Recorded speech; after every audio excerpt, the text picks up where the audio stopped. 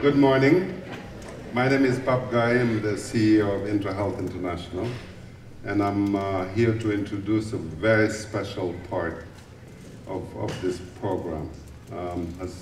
As you know, this is so much about building a community. Those of you who've been here since the beginning with us realize what we're trying to do. It's really building a movement that is committed to working a certain way.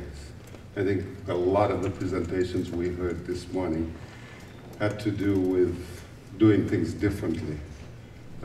Candy is advising working outside of the system, but a lot of it, especially for us in the NGO community, is really risk-taking, is daring, and I think we are daring, we are showing that we can be bold by creating a space for these unusual partnerships to happen.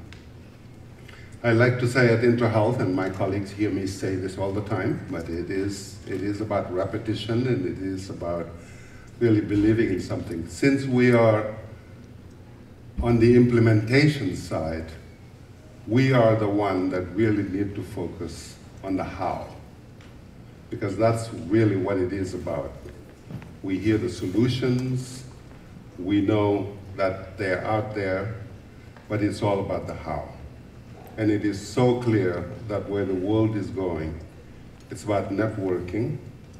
Now, those of us who were in Bangkok in the transformative education workshops heard this idea about networks of networks, because it's when you're going to get out of your silos, you also need to think about what kind of networks you need to commit to.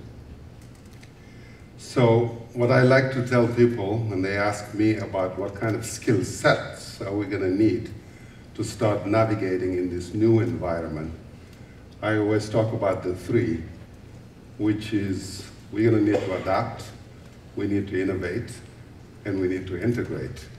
We need to adapt to the new situation, to the new landscape, to new players, to new ways of doing things. Innovation is at the center of all of that, because if we innovate, in fact, to innovate means to be able to integrate and adapt. And then the last one is integrate, and this is really where we need to be bolder than we've ever been before.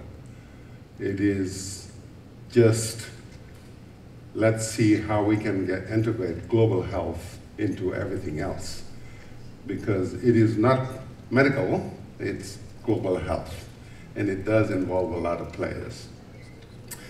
So I'm here mostly to thank Pfizer for sponsoring our Silo Buster contest, where we implicate students.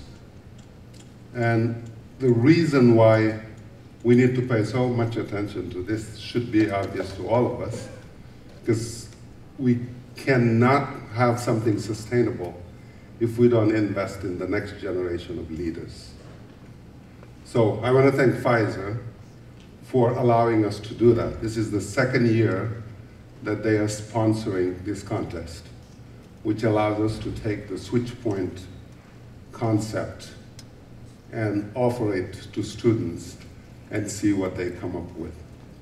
So very shortly, I'm here to introduce to you, well, to announce the finalists and the first prize winner for the contest that Pfizer helped us sponsor. We have Google Glass and burn treatment in the developing world, and Pranati Panuganti from UNC, selected. We have IVR Junctions, or Voice Twitter for the developing world, a social media platform for the next billion people, by Aditya Vashita from the University of Washington. We have Revolutionizing Education the Open Source Way by Suranga Kasturi Natne from the Indiana University School of Informatics and Computing.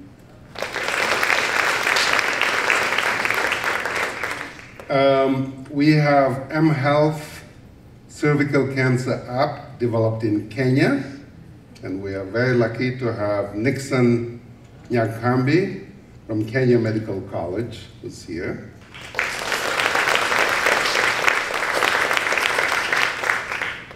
So we have a synergic runner-up, Lauren Wall from UNC Gillings School of Public Health, who partnered with Miracle Feet as well. So that's for Lauren. And then our first prize will go to Yan Connolly and Jeffrey Yang for their work on SMS to increase treatment adherence and clubfoot support groups. So three of our finalists are here, and I'd like to introduce them to come in one by one, I believe. And again, thank you for Pfizer and for Una for sponsoring this. It was an honor to partner with you, and yes. You said it best. These applicants had innovative, creative ideas that wanted to implement, and that's something that really speaks to Pfizer. That's what we do as well. Right. So it was perfect and a pleasure to partner with you. Thank you very much. You're welcome. Okay. Thank you.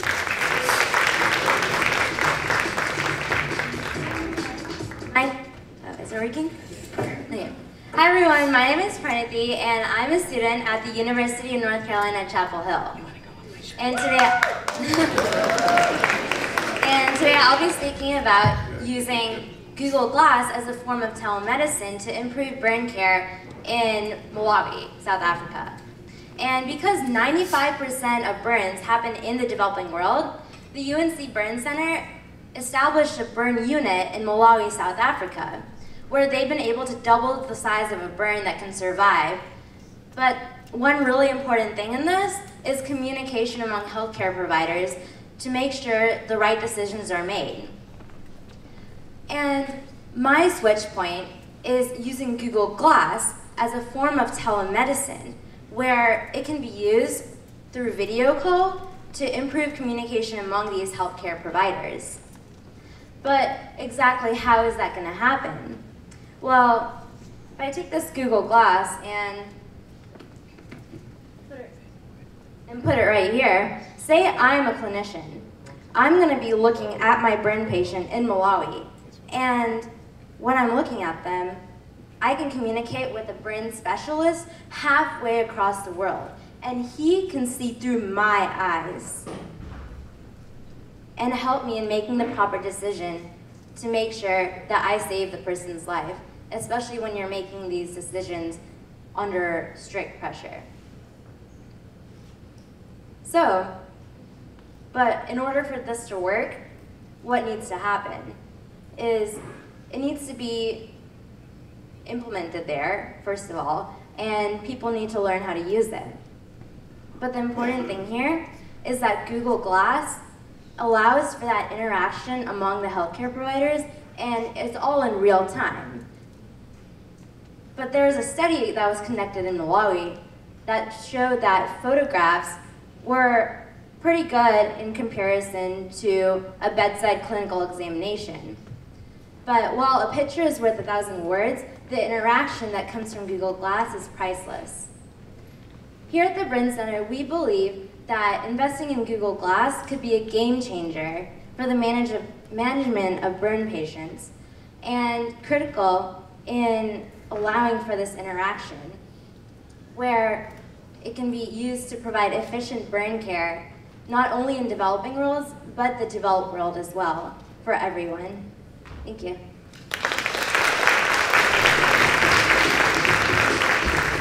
Hello, Abari. That means hello in East Africa.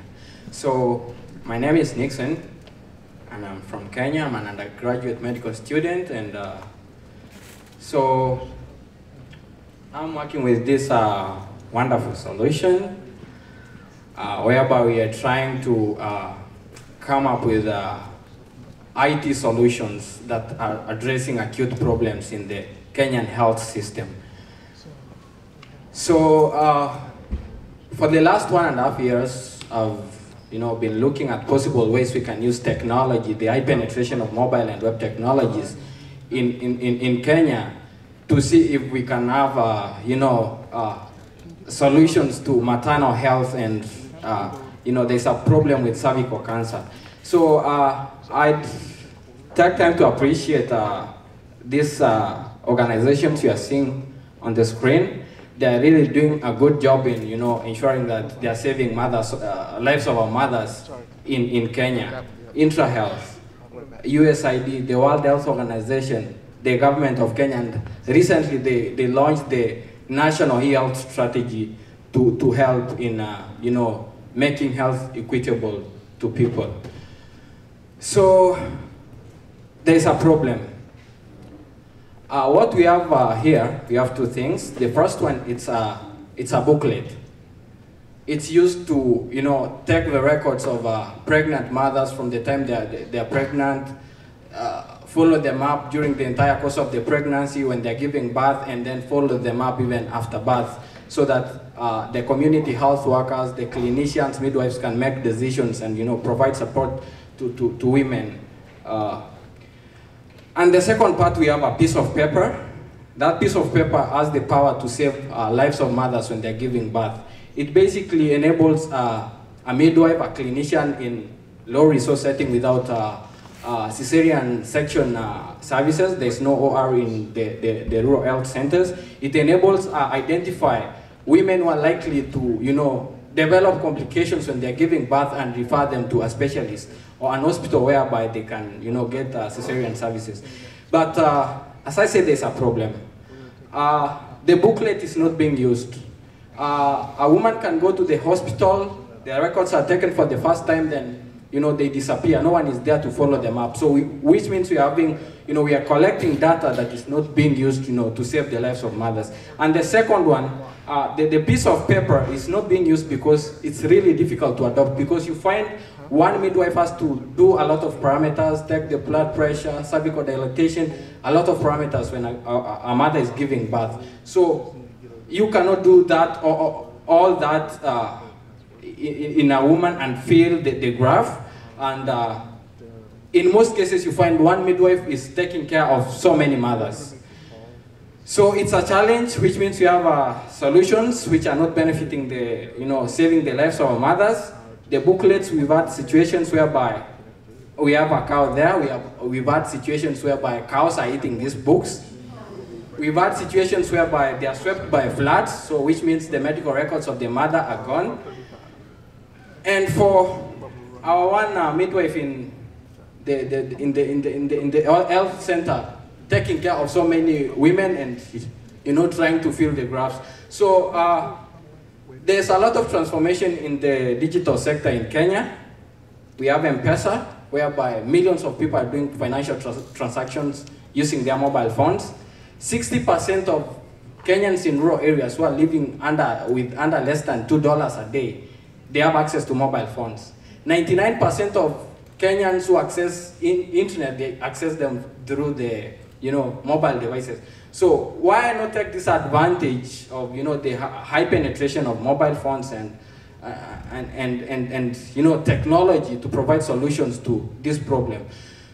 So this is what I've been working on. I'm working with one pharmacist who is also an IT expert, and we've developed a technology to enable the clinicians and midwives to, now instead of charting the graph manually, they can just input the data and it enables them to make a decision. And then it also has other add-ons. That's a mother management bouquet, which includes tools for now. The ANC, that booklet is transformed to, it can be accessed with any device with the internet. And also we have the cervical cancer module, whereby now we push messages to mothers, a tool that enables us to map women who are at the highest risk of developing cervical cancer and take the services to them instead of waiting for them to come, because most of them, they are coming at late stages when nothing is done. So with this technology,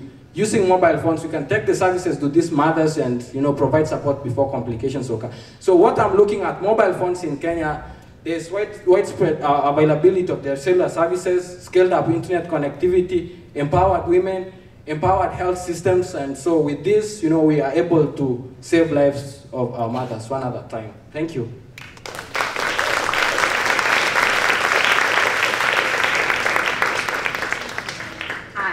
I'm Lauren Wall. I'm a master's student in maternal and child health at the Gilling School of Global Public Health at the University of North Carolina at Chapel Hill. Thank you very much to Pfizer, IntraHealth, and SwitchPoint for allowing me to share some of my work today. I'm actually on the wrong slide, so I'll do the first section without slides. I work at an organization called Miracle Feet, and we partner with clubfoot clinics. There we go. In developing countries to increase access to clubfoot treatment. And clubfoot is a congenital birth defect that affects 1 in every 750 children. So we were working with Miracle Feet on a SMS project to increase adherence amongst mothers. So the clubfoot treatment is a long process, and it's really hard for parents to comply with this entire 4 to 5 year treatment process. So we were developing a system with the Stanford D School of SMS programmed messages to deliver spoonfuls of information, appointment reminders, and encouragement for parents to keep complying. So while we were doing this, I was also doing a lot of research in the internet. So moms with children with special healthcare needs often feel isolated because there aren't other mothers in their communities that are going through the same type of process with their child. And this is common with mothers around the world. So a lot of mothers here in the United States use groups on the internet for social support, things like Baby Center.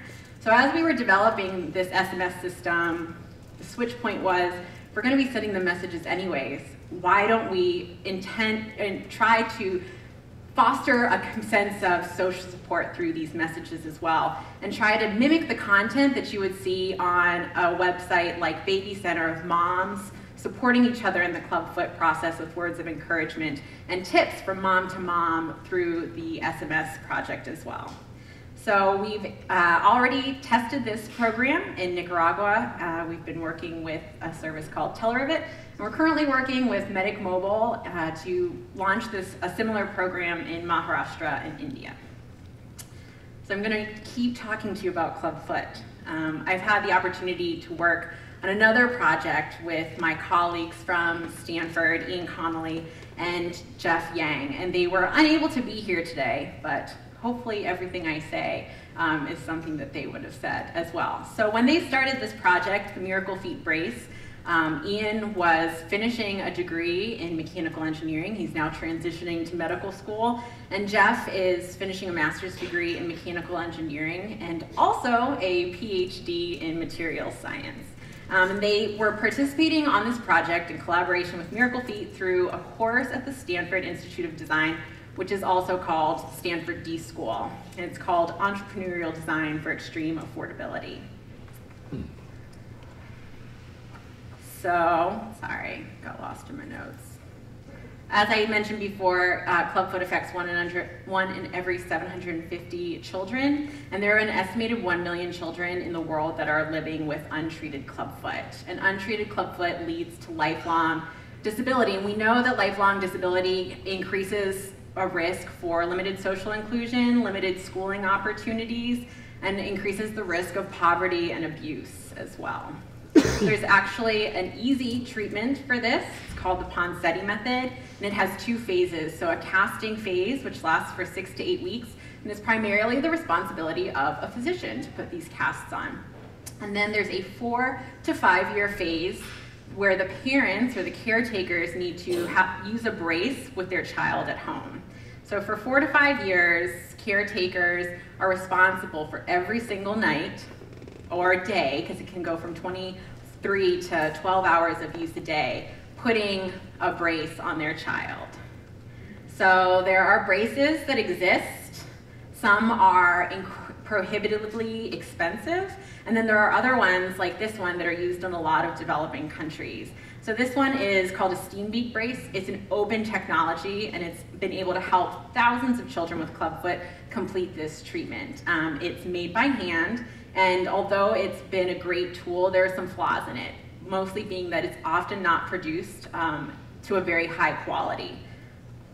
And as you can see here, it's really difficult to put on. So imagine getting a little squishy baby's foot into these shoes while it's attached to a bar and the child is wriggling around. And then imagine doing that for 4 to 5 years. Even when you can get the brace on a child, if the child walks in the brace, they're at risk of bending the bar and losing the angles, which means that it'll no longer hold the feet in the position necessary to complete the treatment. Additionally, moms or dads or other caretakers at home can choose to bend the bar themselves and again lose those angles that will interfere with treatment.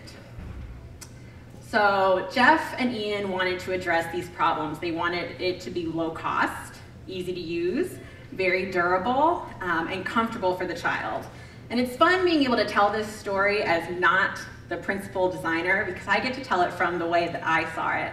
And watching Jeff interact with these children and his prototypes, you could see the light bulb go off in Jeff's mind. And anyone that's spent a lot of time around children, you know how they just suck you in and you just want to do something perfect for them. And he decided if he was going to do this, he was also going to make it child-friendly.